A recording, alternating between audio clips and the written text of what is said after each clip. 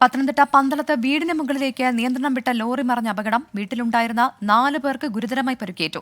Lorry ഡ്രൈവർക്കും ക്ലീനർക്കും പരിക്കേറ്റിട്ടുണ്ട്. അപകടമുണ്ടായ പന്തളം കൂരമ്പാലയിൽ നിന്ന് ശ്രീജിത്ത് ശ്രീകുമാരൻ ചേരുകയാണ്. ശ്രീജിത്ത്, ഈ അപകടത്തിൽ പരിക്കേറ്റവരുടെ ആരോഗ്യ നിലവിൽ തൃപ്തികരമാണ്?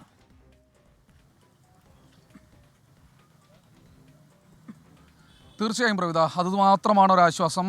ആർക്കും കാര്യമായ രീതിയിലുള്ള പരിക്ക് സംഭവിച്ചിട്ടില്ല. അതിൽ അല്പസമയം മുമ്പ് നമ്മൾ ഈ വീട്ടിലെ അമ്മയുമായി സംസാരിച്ചിരുന്നു. അവർ വീട് നിർമ്മാണം അടക്കം നടത്തിയത് അവരായിരുന്നു ഈ ചുമരിന് കട്ടയടക്കം വെച്ചതെന്ന് അവർ പറയുന്നുണ്ട്.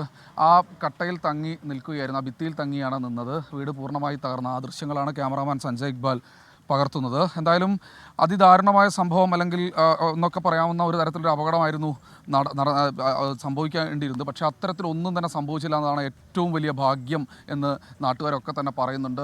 പ്രധാനപ്പെട്ട പാതയാണ്. കാലിത്തീറ്റയുമായി തൃശ്ശൂരിൽ നിന്ന് ആറ്റിങ്ങലിലേക്ക് പോവുകയായിരുന്ന ലോറിയാണ്. അവർ 2 മണിക്കൂറോളം മറ്റു മേഖലയിൽ ഒരു പന്തളം ഭാഗത്ത് എവിടെയോ നിർത്തി കുറച്ചു നേരം ഉറങ്ങിയതിനു ശേഷമാണ് ഇങ്ങോട്ട് വന്നതെന്ന് പറയുന്നു. അത് പോലീസിന് അങ്ങനെ ഒരു മൊഴിയാണ് അവർ നൽകിയിട്ടുള്ളത്. സ്വാഭാവികമായി ഇങ്ങോട്ട് വരുന്ന സമയത്ത് വീണ്ടും ഉറങ്ങിപ്പോയതാണ് അപകടത്തിന് കാരണമെന്ന് പോലീസ് പറയുന്നുണ്ട്. ഇവരുടെ തലയ്ക്ക് ചെറിയ മുറിവ് സംഭവിച്ചിട്ടുണ്ട്, ലോറി ഡ്രൈവർക്കും ക്ലീനർക്കും. രാജേഷ്, മീനാക്ഷി, ദീപ, അങ്ങനെ 4 പേരാണ് ഈ വീട്ടിനുള്ളിൽ ഉണ്ടായിരുന്നത്. ഈ 4 പേർക്ക് ആണ് നിസ്സാരമായ പരിക്ക് ഏറ്റിരിക്കുന്നത്. ആദ്യഘട്ടത്തിൽ വലിയ പരിക്കാണ് എന്ന തരത്തിലായിരുന്നു വാർത്തകളുണ്ടായിരുന്നത്. പക്ഷേ അടൂർ ഗവൺമെൻറ് ആശുപത്രിയിൽ തന്നെയാണുള്ളത്. എക്സ്റേ എല്ലാം എടുത്തു നോക്കി, കാര്യമായ രീതിയിലുള്ള പരിക്കുകളില്ല. പക്ഷേ അവർ വളരെ കഷ്ടപ്പെട്ട്, നിർധനരായ കുടുംബമാണ്, വളരെ കഷ്ടപ്പെട്ട് തടിപ്പണിക്കാണ് ഈ രാജേഷ് പോകുന്നത്. രാജേഷിൻ്റെ ഭാര്യയാണ് ദീപ, മറ്റു 2 മക്കളാണ്.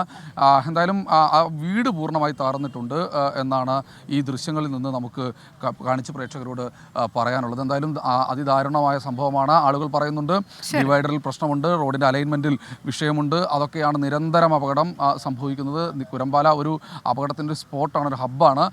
അടിയന്തരമായി ഈ വിഷയത്തിലൊരു നടപടി സ്വീകരിക്കണം, സൈൻ ബോർഡുകൾ സ്ഥാപിക്കണം, കൃത്യമായ രീതിയിൽ ഡിവൈഡറുകൾ ആവശ്യം നാട്ടുകാരുടെ ഭാഗത്തു നിന്നുണ്ടാവുകയാണ്. വീട് പൂർണ്ണമായി തകർന്ന ദൃശ്യങ്ങളിൽ നിന്ന് വ്യക്തവുമാണ്. ശ്രീജിത്ത് ശ്രീകുമാരനാണ് കൂരമ്പാലയിൽ നിന്ന് തത്സമയ വിവരങ്ങൾ നൽകിയത്.